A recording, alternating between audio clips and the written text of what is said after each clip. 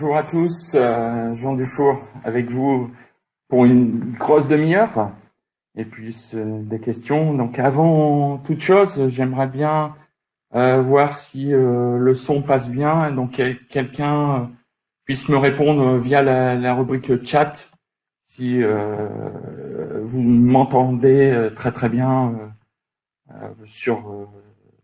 Ok, merci pour la réponse. Voilà. Donc on va démarrer dans une petite minute ensemble pour ce webinaire.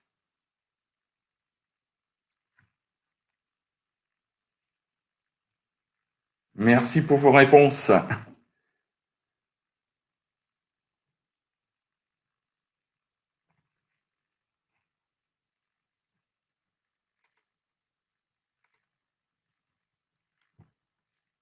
Ok, on y va pour une petite demi-heure de présentation et après on aura un temps d'échange si vous le souhaitez par le chat avec des questions. Si vous avez des questions, il n'y a aucun souci.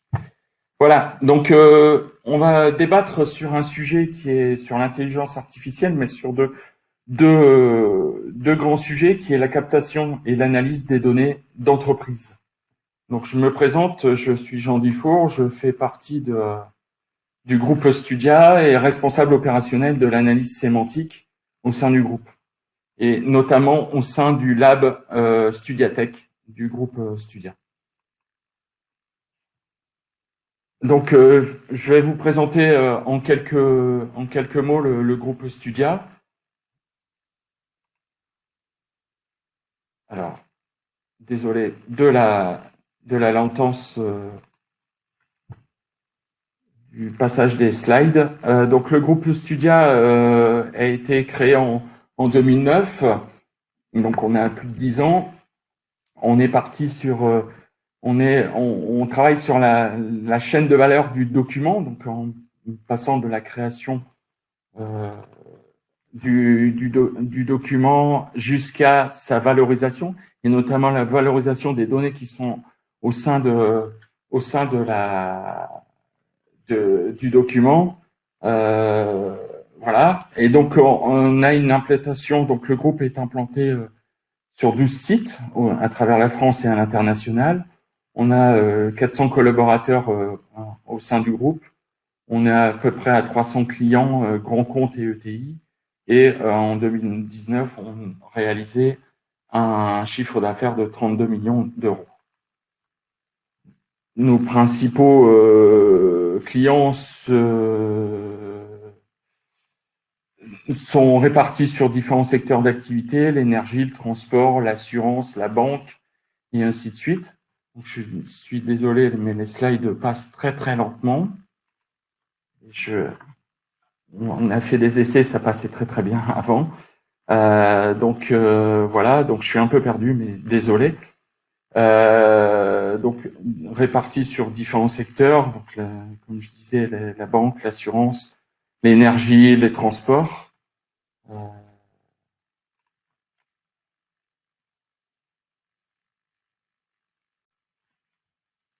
Voilà, désolé, mais ça passe plus, les slides passent plus.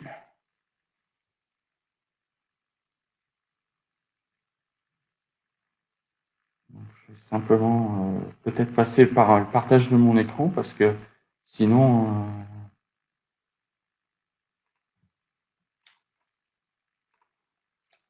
Désolé. Ah, voilà. Ça arrive tout doucement, mais voilà. C'était un peu trop vite. Je voudrais repasser au sommaire parce que, voilà,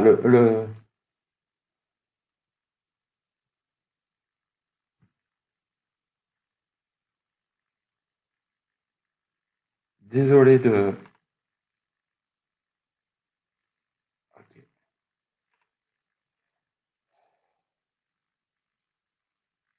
Voilà, donc je reviens un petit peu, les slides passent, mais sur l'offre de services de Studia, donc on voit bien sur du document jusqu'à l'industrie 4.0, l'industrie 4.0. Désolé, mais il faudra que je Je vais pouvoir repasser, j'espère.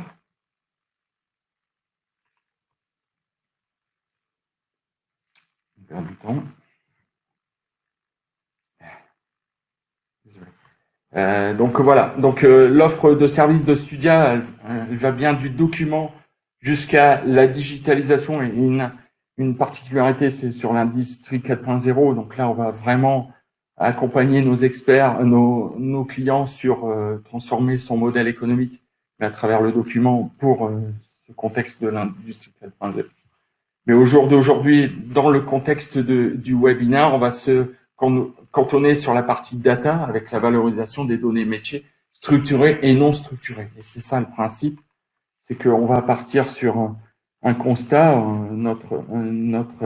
La présentation de mon webinaire, c'est que on va partir sur un constat qui est l'information non structurée. On va partir sur quel enjeu pour l'entreprise.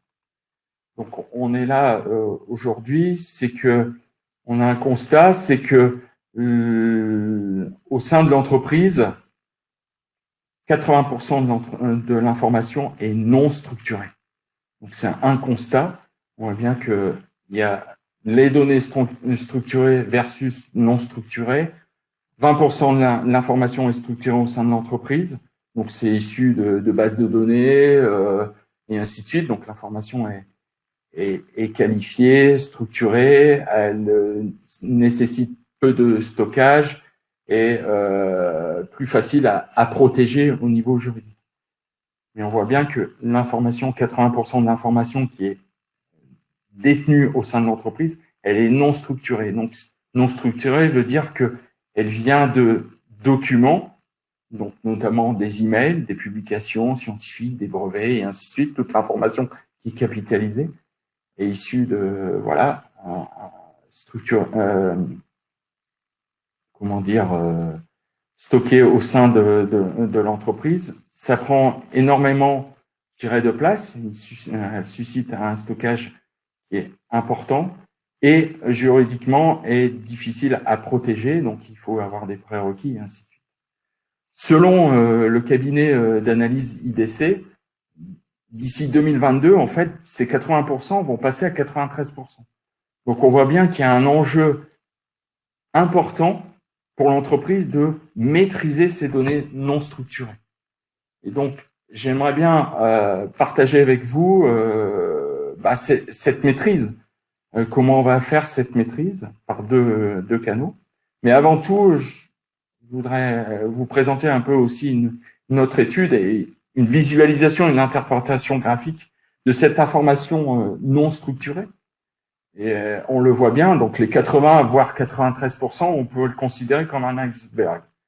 Et dans les 80 à 93%, on va avoir 12% qui vont être vraiment des données structurées, données non structurées qui sont essentielles, je dirais, pour l'entreprise.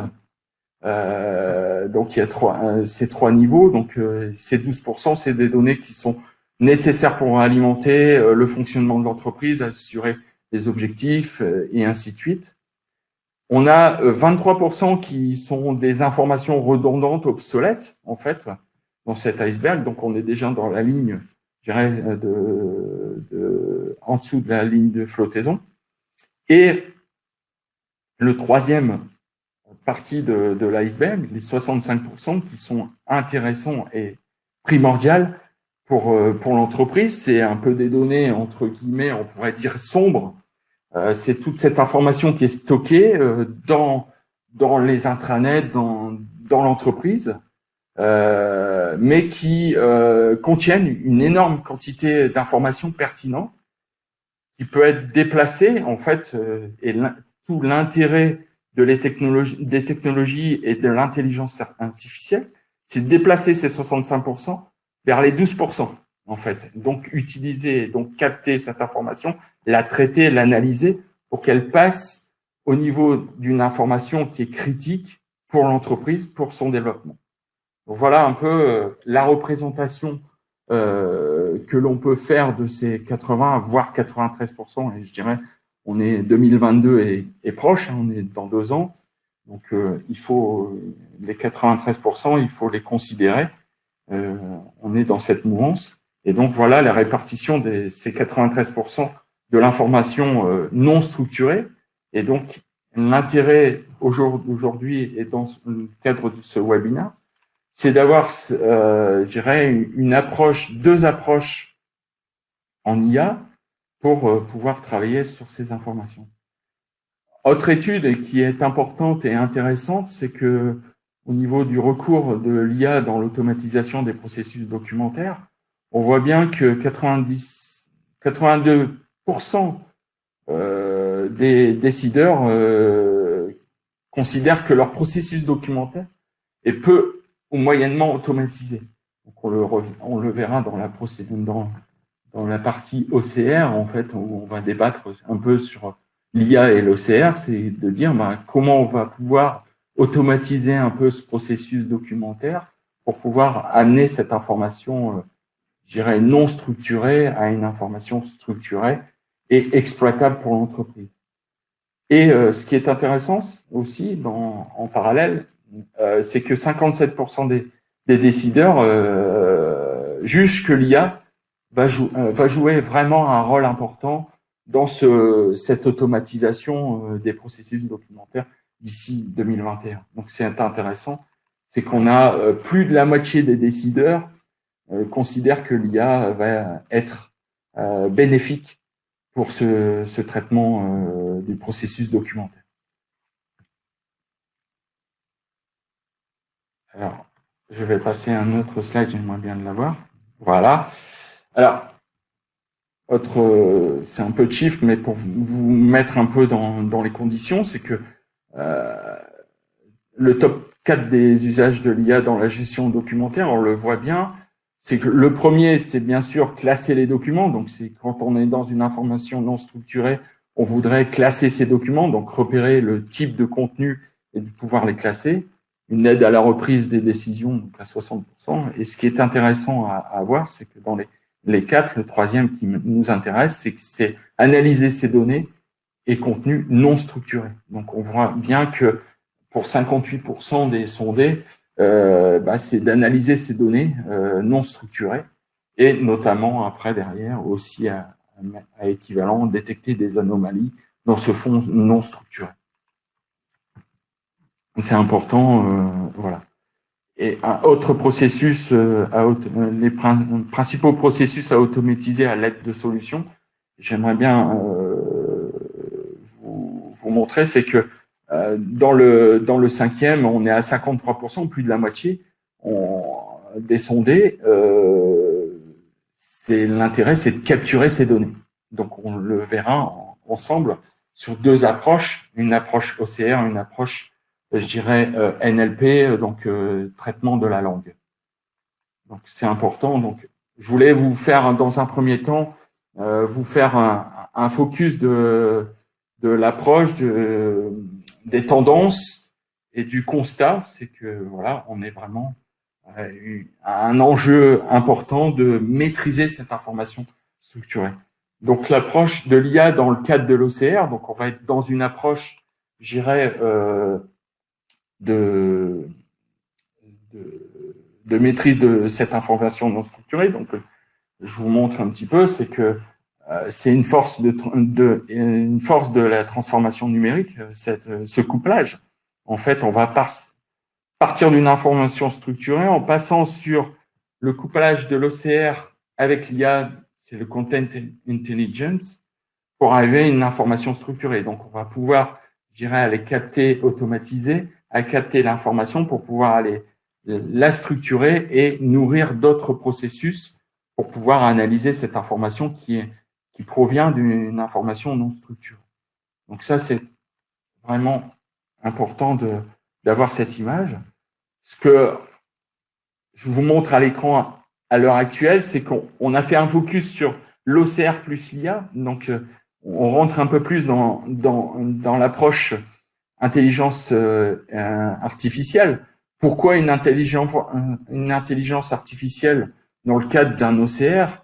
L'OCR, oui, il va reconnaître, il va scanner, il va reconnaître les caractères, mais il est bête et méchant. C'est qu'il a reconnu, mais si on veut lui donner une intelligence au niveau de l'OCR, c'est un peu par cette phase d'auto-apprentissage qui sera faite par, je dirais, des personnes qui vont nourrir un dataset. Et là, on va pouvoir avoir un processus d'automatisation et d'automatisation de la récupération de données et d'intelligence, parce qu'au fur et à mesure que l'opérateur va corriger, je dirais, le processus d'OCR, il va être à même de proposer au fil du temps de meilleurs résultats. Donc là, on a vraiment un couplage qui est important, intéressant. C'est qu'on part d'un processus d'OCR bête et méchant où il va reconnaître des champs, va reconnaître des caractères. Et là, on va lui donner un peu d'intelligence pour aller reconnaître des zones, mais aussi parfaire en fait cette reconnaissance par l'IA. Donc l'IA avec des réseaux neuronaux, bien sûr. Et ce qui est intéressant, et là, cette approche est très bien maîtrisée au niveau de l'OCR sur la partie dactylographiée, parce qu'on a vraiment des caractères bien définis. Donc là, un processus d'intelligence artificielle qui est bien rodé avec un pourcentage de reconnaissance qui vont aller au-delà de 95%. Et ce qui est intéressant pour nous et pour le groupe Studia, c'est passer aussi sur la phase manuscrit qui est importante, parce qu'on voit que vraiment il y a encore beaucoup d'informations non structurées et notamment sous forme papier qui existent au sein des entreprises ou des organisations publiques, sur lesquelles il va y avoir un travail énorme de reconnaissance. Donc le manuscrit est vraiment intéressant. Reconnaissance de ces caractères. Et là, on voit bien que la phase d'auto-apprentissage et nourrir un dataset, donc une base de données de reconnaissance, est primordiale dans cette phase de manuscrit. Donc, c'est important. Et là, tout est... En fait, en ce moment, les regards se portent de plus en plus sur le manuscrit. Le dactylographié est maîtrisé, en fait, dans cette approche OCR plus IA. Mais le manuscrit, on est encore en phase, clairement, on est encore sur des phases recherche sur certaines phases. Voilà sur l'OCR. Je reviendrai dans un second temps avec des illustrations en fait de cette, je dirais, force de la transformation numérique et cette force tranquille en fait de cette IA couplée à l'OCR. Deuxième approche que je voulais vous faire partager ensemble, c'est l'approche IA dans le cadre du NLP. Donc NLP, c'est le Natural Language Processing, le traitement automatique des langues, qui est important. Donc là, il y a une phase d'IA qui est importante et qui est maîtrisée sur certains points. D'autres sont encore en phase de, je dirais, de prototypage, mais arrivent sur le marché et très intéressantes. Désolé pour le temps de latence.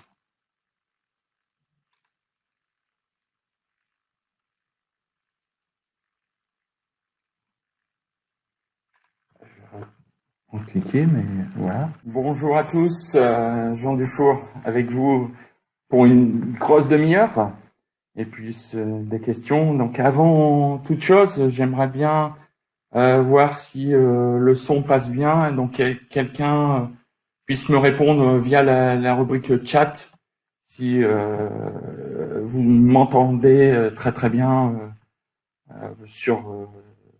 Ok, merci pour la réponse. Voilà. Donc on va démarrer dans une petite minute ensemble pour ce webinaire.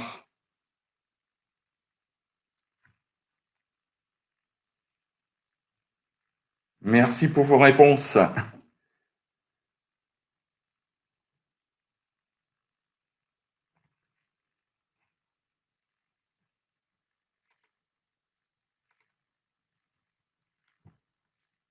Ok, on y va pour une petite demi-heure de présentation et après on aura un temps d'échange si vous le souhaitez par le chat avec des questions. Si vous avez des questions, il n'y a aucun souci. Voilà, donc on va débattre sur un sujet qui est sur l'intelligence artificielle, mais sur deux grands sujets, qui est la captation et l'analyse des données d'entreprise. Donc, je me présente, je suis Jean Dufour, je fais partie du groupe Studia et responsable opérationnel de l'analyse sémantique au sein du groupe, et notamment au sein du lab Studiatech du groupe Studia. Donc, je vais vous présenter en quelques mots le groupe Studia. Alors, désolé de la lentance du passage des slides. Donc, le groupe Studia a été créé en 2009. Donc, on a plus de 10 ans. On est parti sur on travaille sur la chaîne de valeur du document, donc en passant de la création du document jusqu'à sa valorisation, et notamment la valorisation des données qui sont au sein du document. Voilà. Et donc, on a une implantation, donc le groupe est implanté sur 12 sites à travers la France et à l'international. On a 400 collaborateurs au sein du groupe. On est à peu près à 300 clients, grands comptes et ETI. Et en 2019, on réalisait un chiffre d'affaires de 32 millions d'euros. Nos principaux clients sont répartis sur différents secteurs d'activité, l'énergie, le transport, l'assurance, la banque, et ainsi de suite. Donc, je suis désolé, mais les slides passent très très lentement. On a fait des essais, ça passait très très bien avant. Donc voilà, donc je suis un peu perdu, mais désolé. Donc répartis sur différents secteurs, donc comme je disais, la banque, l'assurance, l'énergie, les transports.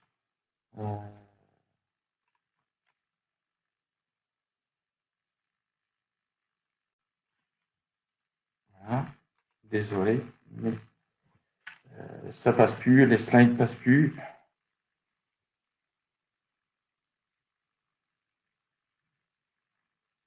Je vais simplement peut-être passer par le partage de mon écran parce que sinon.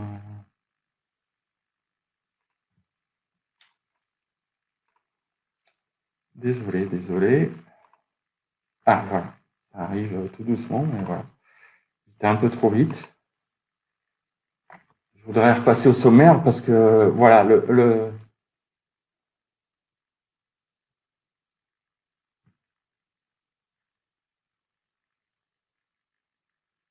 désolé de. Ok.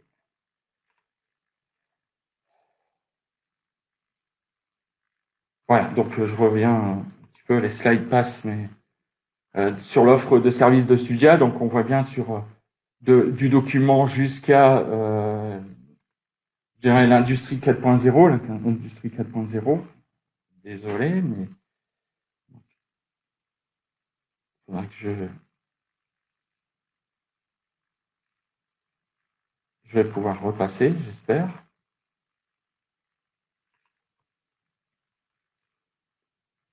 On perd du temps. Désolé. Donc voilà, donc l'offre de service de Studia, elle va bien du document jusqu'à la digitalisation, et une particularité, c'est sur l'industrie 4.0. Donc là, on va vraiment accompagner nos experts, nos clients sur transformer son modèle économique, mais à travers le document pour ce contexte de l'industrie 4.0. Mais au jour d'aujourd'hui, dans le contexte du webinaire, on va se cantonner sur la partie data avec la valorisation des données métiers structurées et non structurées. Et c'est ça le principe, c'est qu'on va partir sur un constat. La présentation de mon webinaire, c'est que on va partir sur un constat qui est l'information non structurée. On va partir sur quel enjeu pour l'entreprise.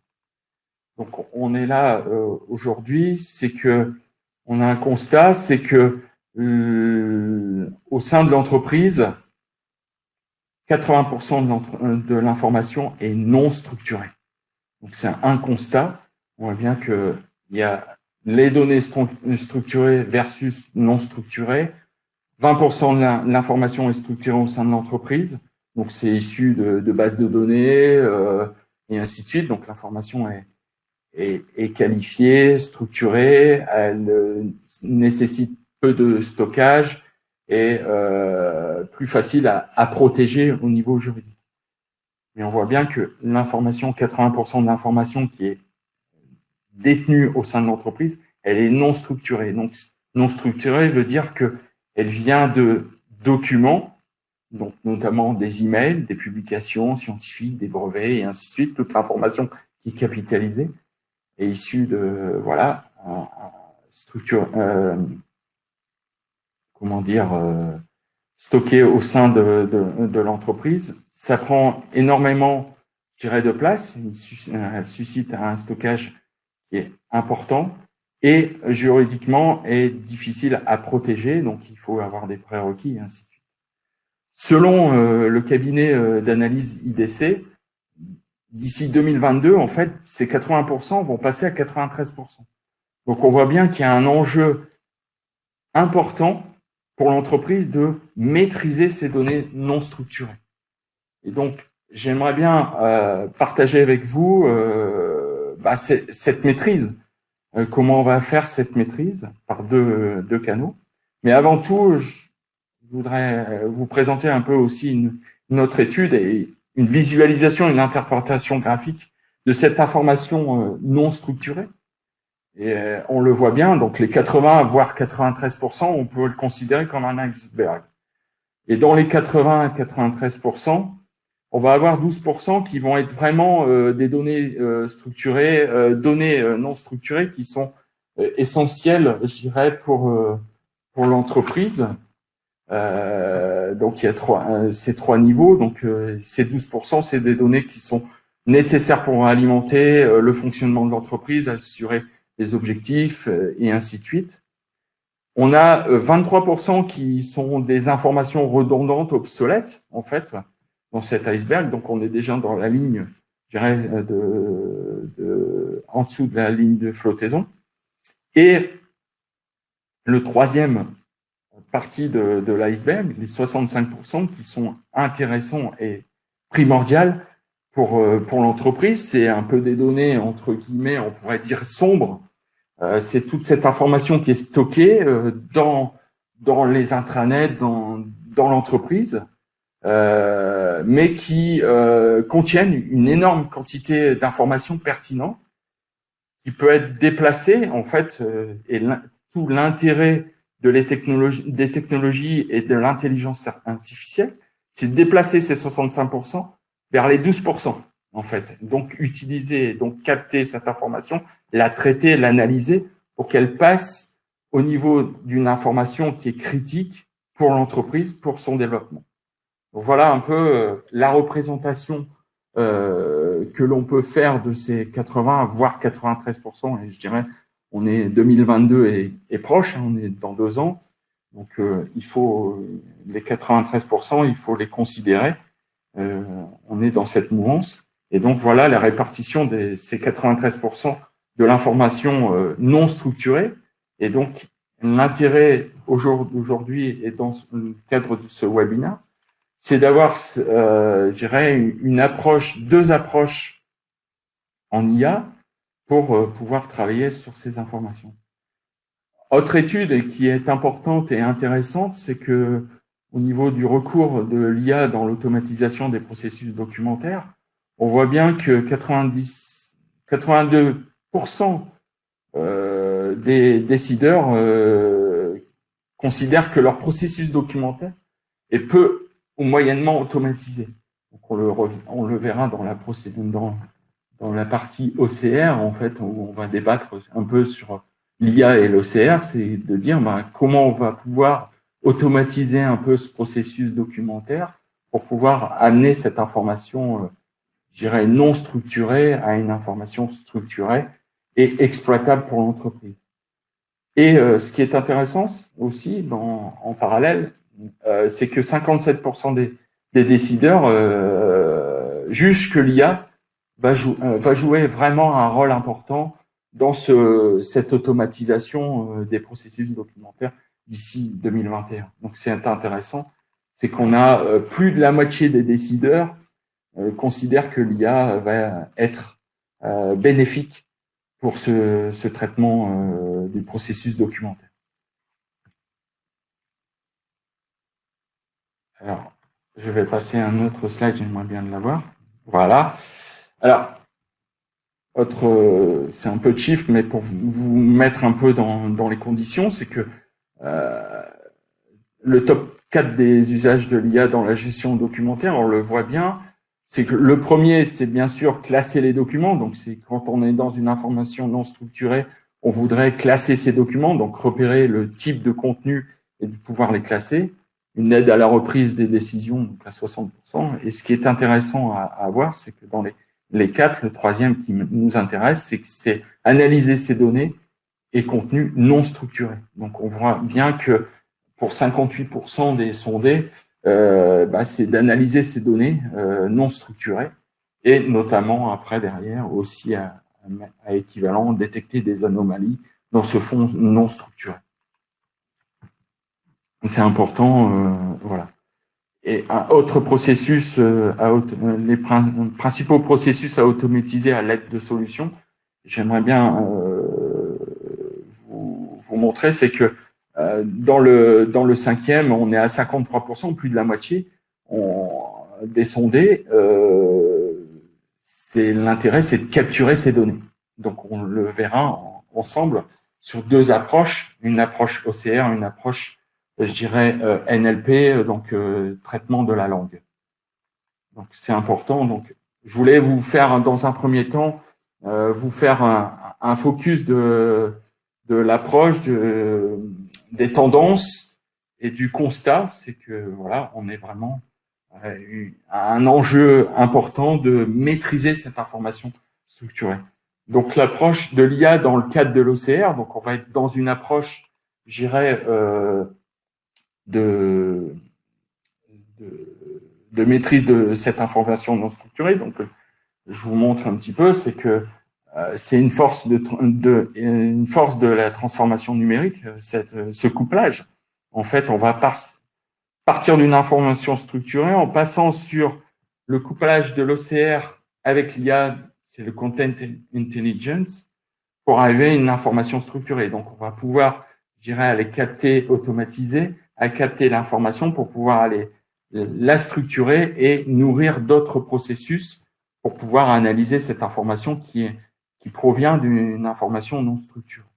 Donc ça, c'est vraiment important d'avoir cette image. Ce que je vous montre à l'écran à l'heure actuelle, c'est qu'on a fait un focus sur l'OCR plus l'IA. Donc, on rentre un peu plus dans l'approche intelligence artificielle. Pourquoi une intelligence artificielle dans le cadre d'un OCR?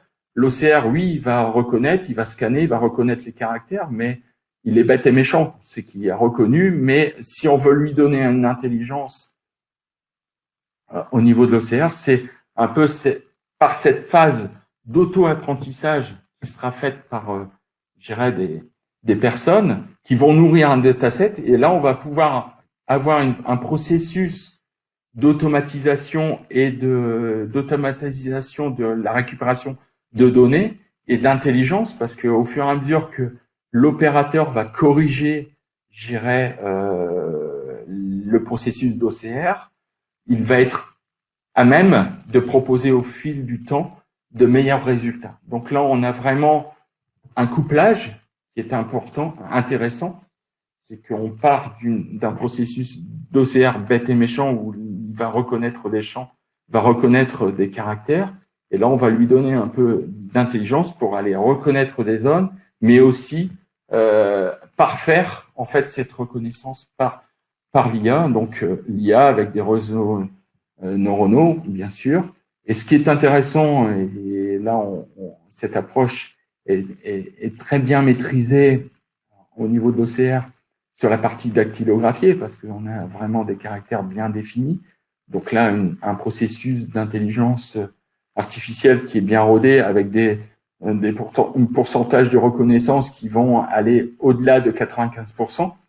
Et ce qui est intéressant pour nous et pour le groupe Studia, c'est passer aussi sur la phase manuscrit qui est importante parce qu'on voit que vraiment il y a encore beaucoup d'informations non structurées et notamment sous forme papier qui existent au sein des entreprises ou des organisations publiques sur lesquelles il va y avoir un travail énorme de reconnaissance. Donc le manuscrit est vraiment intéressant. Reconnaissance de ces caractères. Et là, on voit bien que la phase d'auto-apprentissage et nourrir un dataset, donc une base de données de reconnaissance, est primordiale dans cette phase de manuscrit. Donc, c'est important. Et là, tout est... En fait, en ce moment, les regards se portent de plus en plus sur le manuscrit. Le dactylographié est maîtrisé, en fait, dans cette approche OCR plus IA. Mais le manuscrit, on est encore en phase, clairement, on est encore sur des phases recherche sur certaines phases. Voilà sur l'OCR. Je reviendrai dans un second temps avec des illustrations en fait de cette force de la transformation numérique et cette force tranquille en fait de cette IA couplée à l'OCR. Deuxième approche que je voulais vous faire partager ensemble, c'est l'approche IA dans le cadre du NLP. Donc NLP, c'est le Natural Language Processing, le traitement automatique des langues, qui est important. Donc là, il y a une phase d'IA qui est importante et qui est maîtrisée sur certains points. D'autres sont encore en phase de, je dirais, de prototypage, mais arrivent sur le marché et très intéressantes. Désolé pour le temps de latence.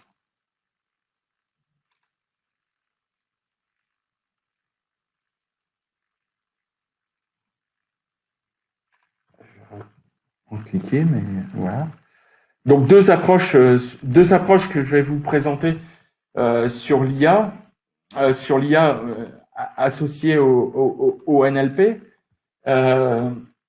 Celle que je défends et celle que je maîtrise depuis un certain temps. Ça fait plus de 20 ans que je travaille sur l'analyse sémantique. Et la première approche, c'est l'approche statistique dirigée, c'est une approche dirigée. La deuxième approche, c'est contextuelle non dirigée. Ces deux approches, en fait, la première approche qui est statistique dirigée, elle va s'appuyer vraiment sur la création de règles d'analyse syntaxique.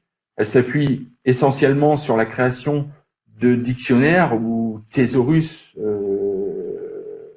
plus utilisés dans le monde universitaire. Donc, généralement, je dirais créés par l'humain.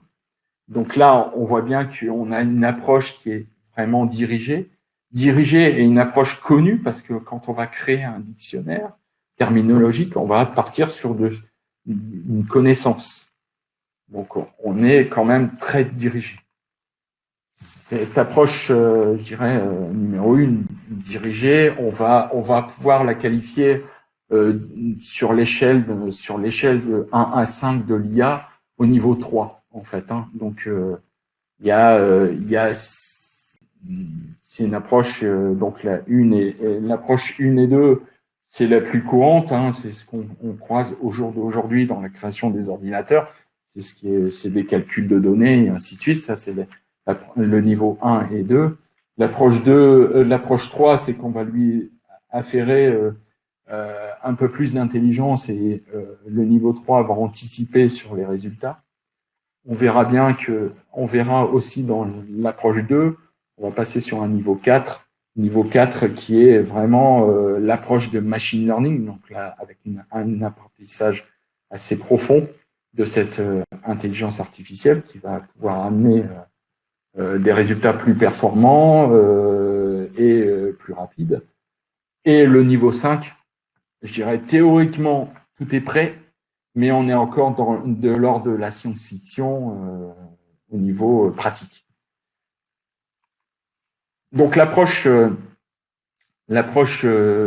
numéro 2, en fait, qui est l'approche non dirigée. En fait, là, on est sur de l'approche vraiment purement machine learning, basée essentiellement sur des algorithmes et modules d'analyse. On verra, et je vous présenterai oralement des exemples qui ont été pertinents au niveau des États-Unis sur de l'analyse de publications scientifiques, qui amènent des résultats très, très pertinents avec cette approche contextuelle non dirigée. Donc, c'est intéressant de prendre ces deux approches. Et moi, pour moi, mon avis, en fait, c'est les deux approches sont, je dirais, importantes, mais il va falloir les coupler. Je pense que pour moi, les coupler est intéressant parce que ça va nourrir. On a un fond documentaire qui est à votre droite. On va le faire passer par une indexation contenue par l'IA, donc on va avoir toutes les phases d'intelligence artificielle classique du traitement automatique de la langue, en passant du speech tagging jusqu'à, je dirais, la levée des ambiguïtés au niveau des mots. Donc c'est en passant par la lemmatisation et la coréférence. Donc c'est les 4 étapes, je dirais, basiques dans le traitement de la langue. Mais ce qui est intéressant, c'est qu'après, derrière, on va avoir ces deux approches statistiques dirigées et approche contextuelle non dirigée, on le voit bien. Et donc là, la deuxième, pour moi, la reconstitution et notamment l'approche contextuelle non dirigée, elle se base sur la vectorisation, en fait, donc des algorithmes de vectorisation. Et donc, c'est la reconstruction de contexte linguistique des mots par approche neuronale. Donc là, on va calculer des vecteurs sur ce texte. Donc là, il n'y a aucune intervention humaine, si ce n'est le réglage des hyperparamètres sur cette approche contextuelle, mais aucune intervention humaine. Et là, on va pouvoir voir un petit peu qu'est-ce qui est important à travers différents contextes, qu'est-ce qui tourne aux différents contextes qui est important. Et au fur et à mesure, on va pouvoir nourrir l'approche statistique dirigée qui est intéressante pour nous parce qu'elle va pouvoir maîtriser, donc par la création d'un dictionnaire et je dirais l'enrichissement par cette approche contextuelle non dirigée de nourrir ce dictionnaire et de suivre dans le temps cette évolution. En fait. Donc je reprendrai un petit peu ces deux approches par des exemples. Donc après, l'application, je dirais, de ces deux approches en fait complémentaires dans notre chaîne de traitement, on va pouvoir faire la construction de bases de données d'essai, en fait, en partant de publications scientifiques, créer des bases de données, donc analyser du texte pour en créer des bases de données, analyse des sentiments et des opinions, ça on va pas c'est une grosse partie aussi du NLP. L'analyse, et là je reviendrai, c'est l'analyse ou maintenance prédictive. Je pense que l'approche, je dirais, du NLP a sa place dans cette partie maintenance prédictive dans le cadre de l'industrie 4.0. On aura aussi la possibilité de classer et router automatiquement des documents. Et une grosse partie que j'utilise depuis bien longtemps, c'est cette approche, cartographier cette approche, le traitement de ces deux approches, la cartographier et d'en faire des outils d'aide à la décision par la cartographie de l'information. Vous voyez bien que le traitement, on a des documents, on a une approche aussi statistique dirigée avec un dictionnaire.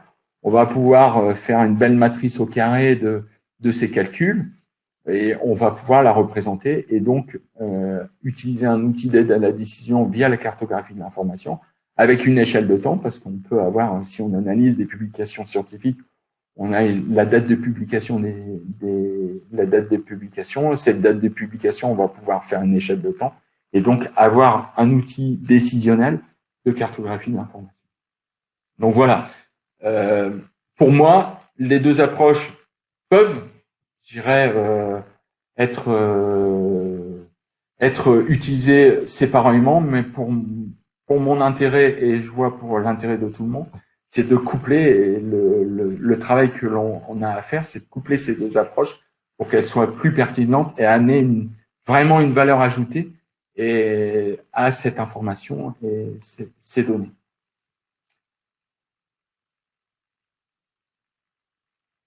Donc, on va passer à quelques exemples de ces approches. Donc, on va faire l'illustration de ces approches au niveau de l'OCR.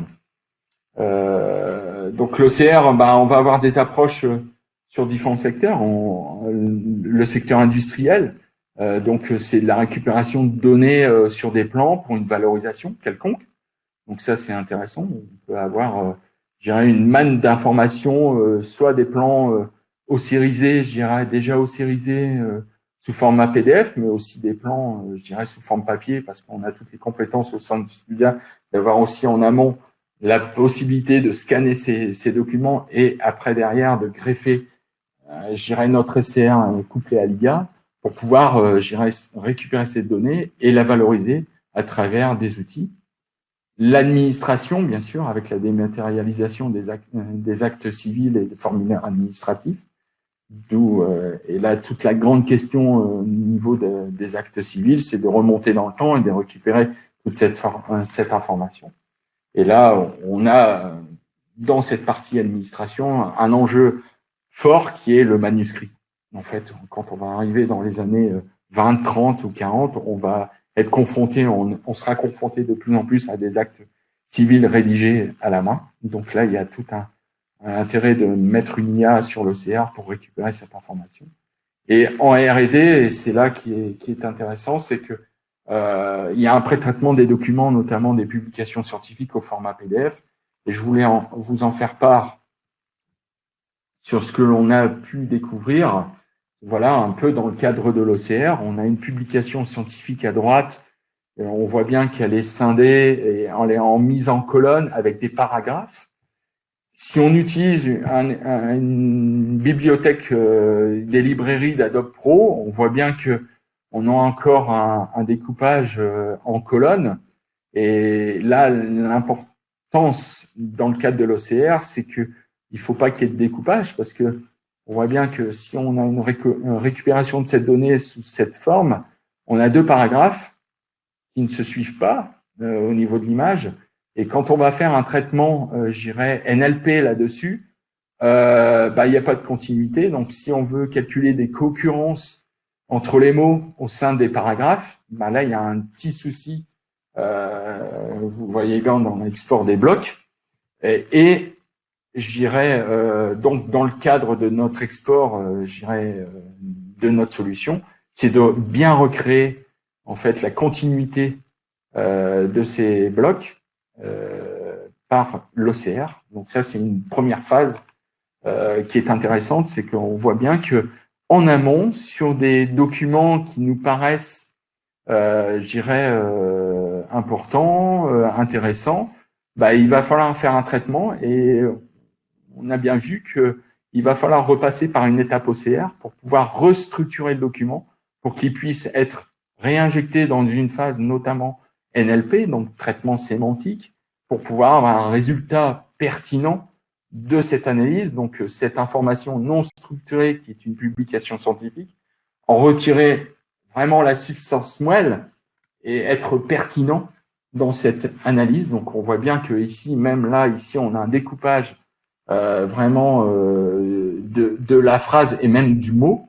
Hein, on a le mot qui démarre en bas de la colonne de droite et après elle continue en colonne de gauche.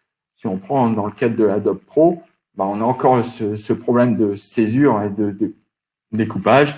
Et là, ce qui est intéressant avec notre export OCR, c'est de recoller pour qu'après, derrière, le traitement sémantique ait sa pleine puissance et un résultat pertinent.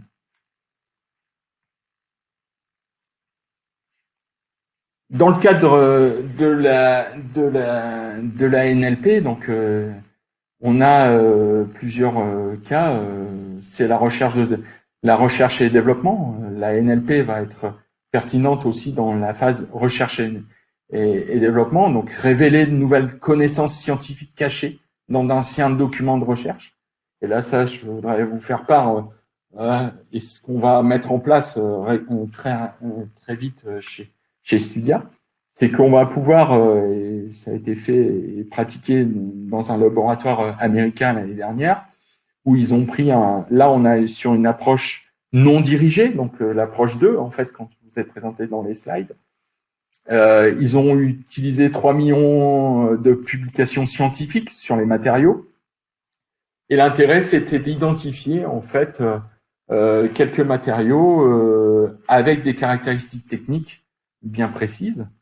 Et ce qu'ils ont fait aussi, ils ont pu démontrer par l'analyse d'anciens documents, en fait, sur ce sujet, de pouvoir dire que on a pu,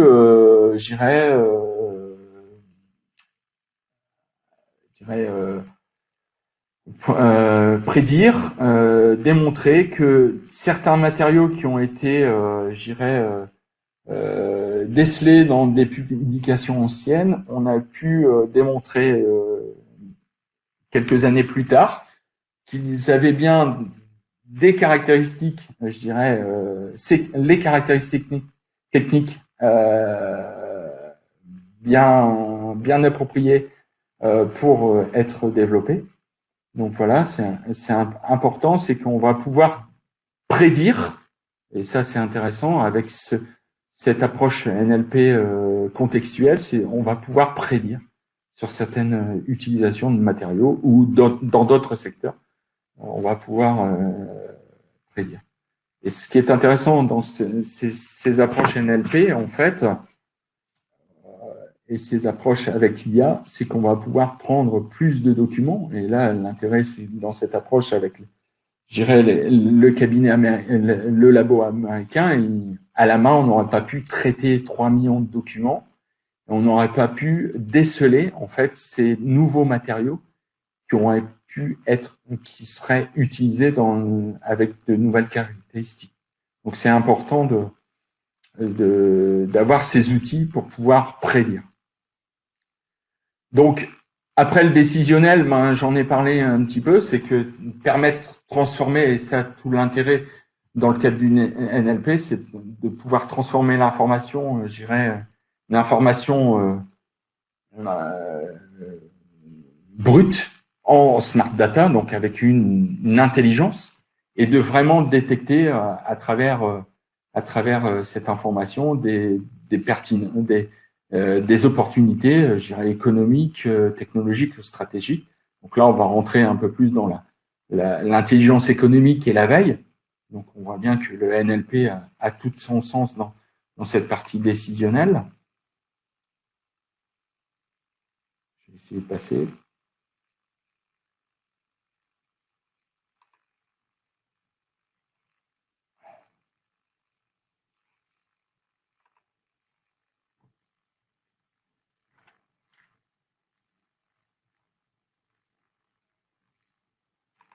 Un petit problème de slide.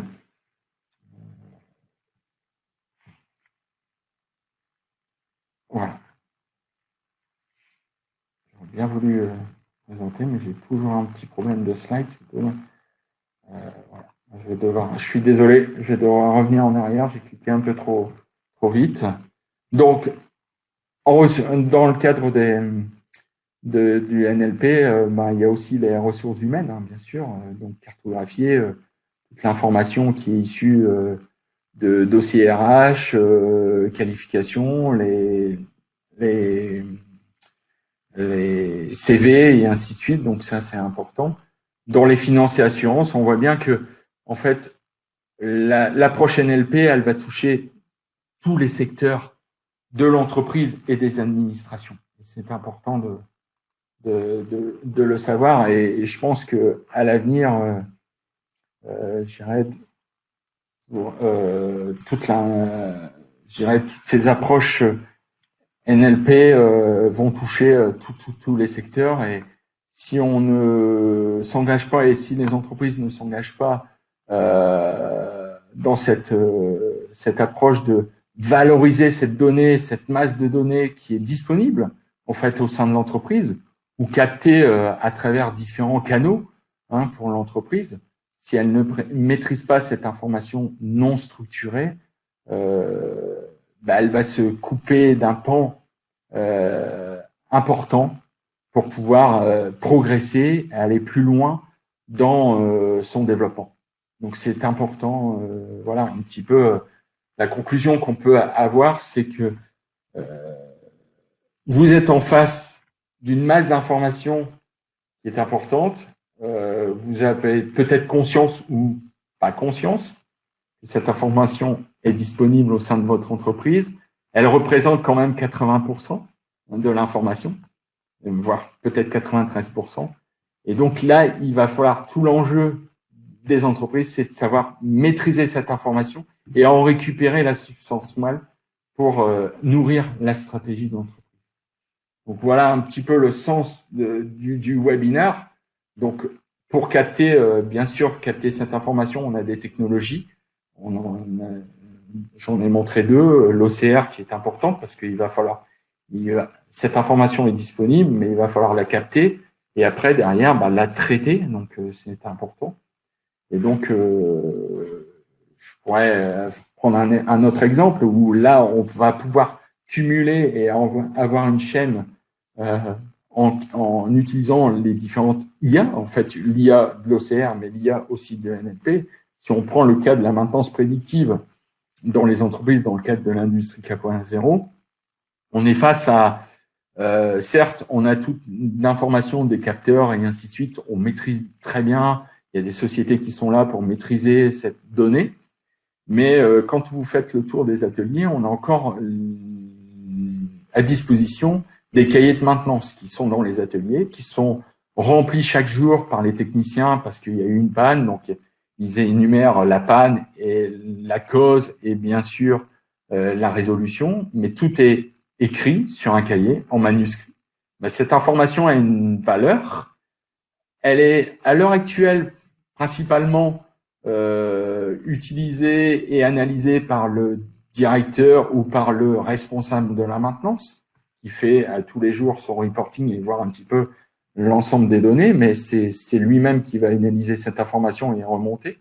Mais elle reste sous forme de cahier. Mais cette information-là, elle pourrait être intéressante d'être captée pour pouvoir, après, derrière, être injectée dans des systèmes de maintenance prédictive qui existent, avec des algos qui sont issus des capteurs. Donc, on travaille sur vraiment la donnée structurée, donc information qui provient des capteurs. Donc, on prédit, je dirais, la maintenance et peut-être la panne dans quelques heures et ainsi de suite. Mais si on peut amener cette information qui est écrite par les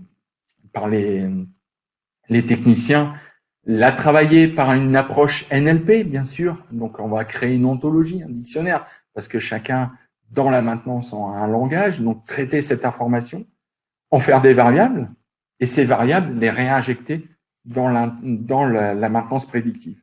Donc là, on va, je dirais, enrichir cette maintenance prédictive.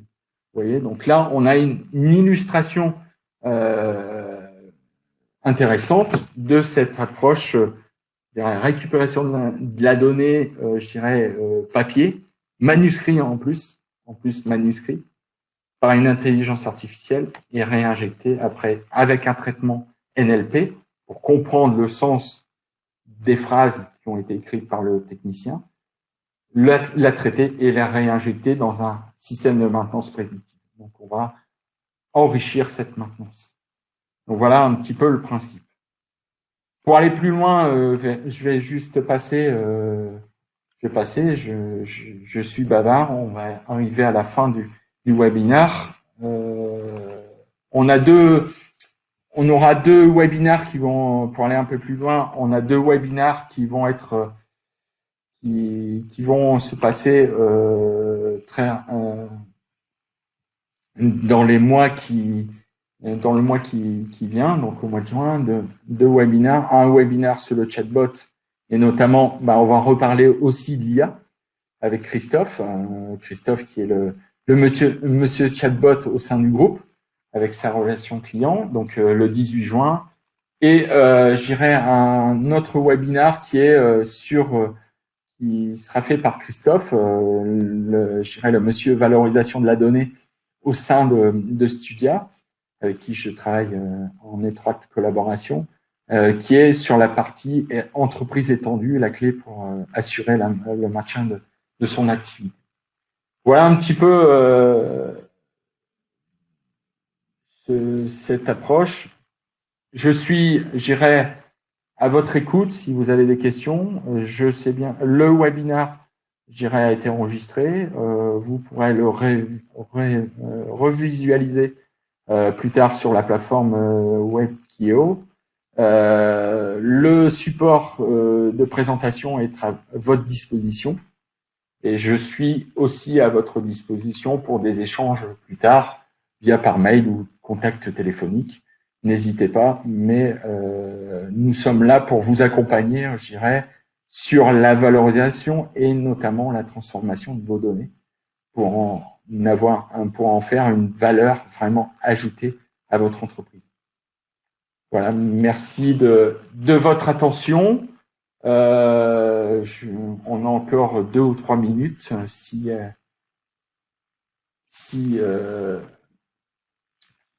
y a quelques questions, je reste à votre disposition. Sinon, n'hésitez pas à revenir vers moi. Je suis sur LinkedIn. Je peux envoyer mes coordonnées aussi, mail et téléphonique si vous le souhaitez, pour pouvoir échanger sur ces approches que je vous ai montrées lors de ce webinaire. Une minute s'il y a des gens, sinon je vous laisse sur cela en vous souhaitant une bonne journée. Faites bien attention à vous, respectez bien sûr toutes les règles en vigueur en ce moment pour être en bonne santé. Merci à tous et à très très bientôt.